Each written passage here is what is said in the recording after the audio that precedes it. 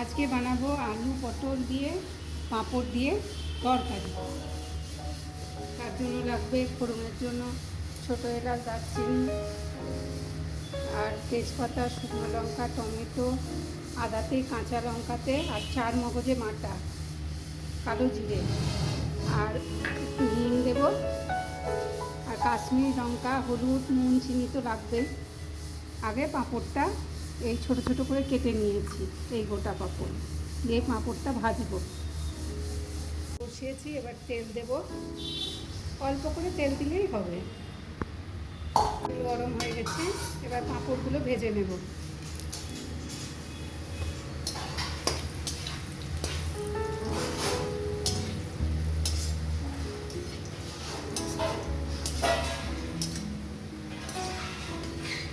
হয়ে গেছে ভাজা, তুলে নেব।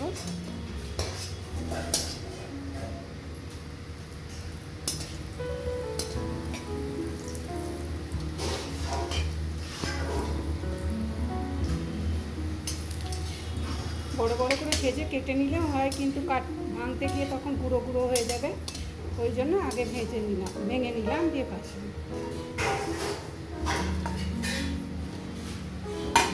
এই তেলে এবার আলুটা ভেজে নেব।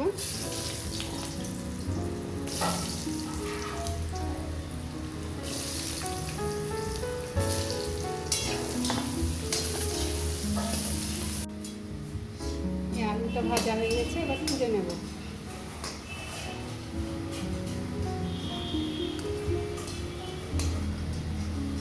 তেলে এবার পটলটা ভেজে নেব।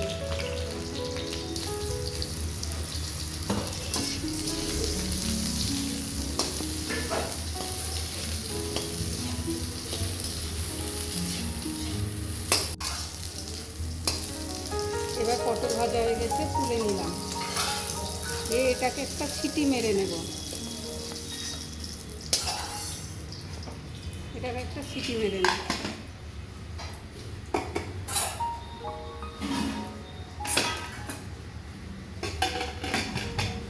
তেলে আর একটুখানি তেল দিয়ে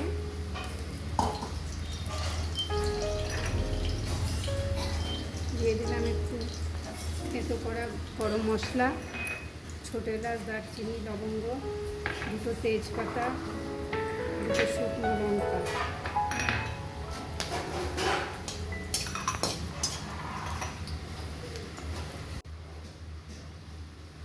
দিলাম একটু কালো জিরে,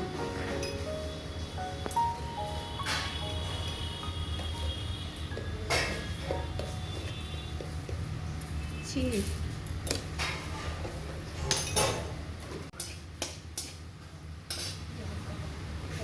এবার দেবো টমেটোটা।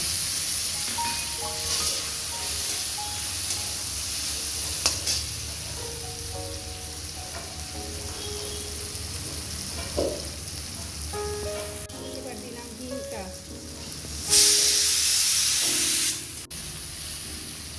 এবার আদা, কাঁচা লঙ্কা আর 4 মগজ বাটাটা।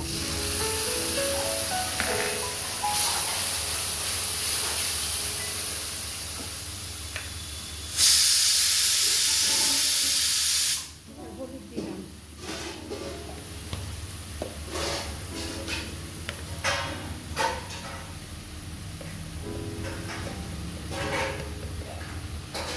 জিরে গুঁড়ো,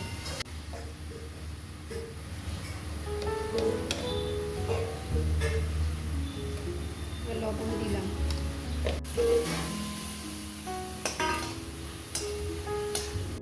জল দিলাম। এবার ক্যাপসিকামটা দিয়ে দিলাম, চেরা কাঁচা লঙ্কাটা দিলাম,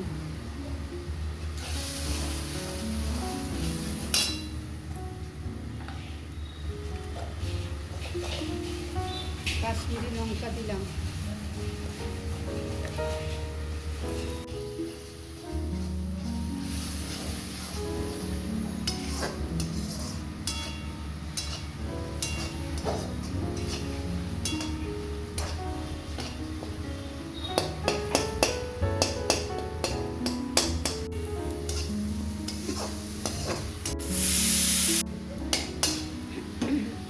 পটলটা সেদ্ধ হয়ে গেছে, এবার এই কষানো মশলার উপর ঢেলে দিলাম।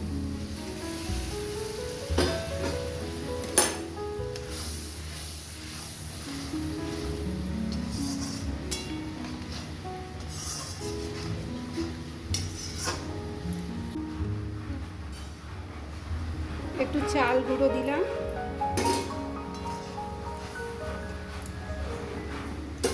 এবার পাঁপড়গুলো ফেলে দেবো।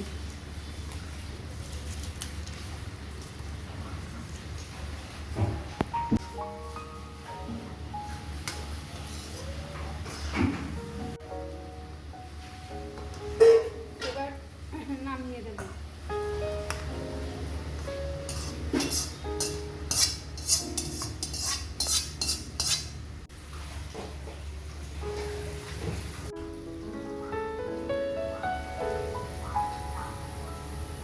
এক চামচ ঘি দিলাম। ঘিটা গরম হয়ে গেছে, ওর ওপর গরম মশলা দিলাম।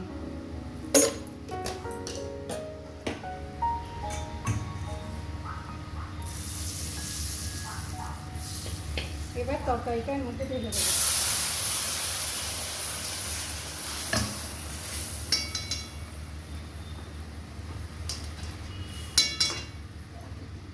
বাস হয়ে গেছে, এবার নামিয়ে দেবো।